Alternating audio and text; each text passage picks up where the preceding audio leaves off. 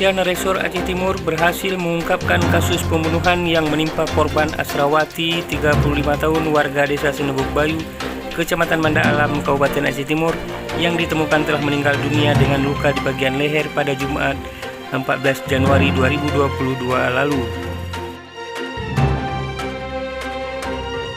Polisi juga berhasil meringkus pelaku berinisial MJ, warga Kecamatan Banda Alam, pada Minggu 16 Januari 2022 di kawasan Kuala Simpang, Ulim, Kabupaten Aceh Timur, di sebuah tambak tempat persembunyian tersangka.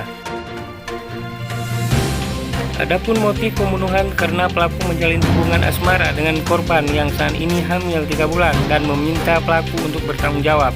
Takut hubungan antara keduanya diketahui dan menyimpan aib, maka pelaku nekat menghabisi korban, sebut Kapolres Aceh Timur AKBP Mamun Harisandi Sinurat melalui Kasat Reskrim AKP Miftahul Diza Pezwono pada konferensi pers yang digelar Senin 17 Januari 2022 di Mapolres setempat.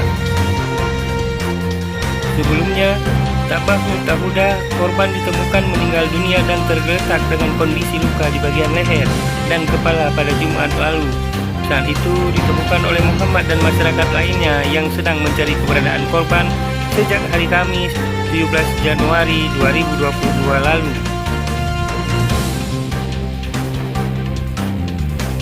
Setelah dilakukan identifikasi awal, jenazah korban kemudian dibawa ke Rumah Sakit Umum Daerah Kota Langsa untuk dilakukan visum RW Pertum dan dilanjutkan dengan tindakan otopsi.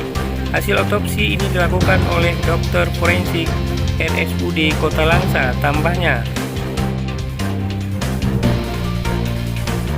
Selain luka pada bagian leher, korban sebut Kasat Reskrim juga terdapat luka di kepala sebelah kiri akibat benda tumpul.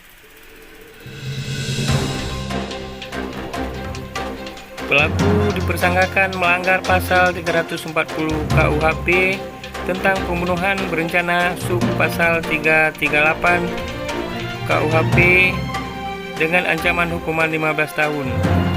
Pidana mati atau seumur hidup, pungkas Kasat Reskrim Polres Aceh Timur.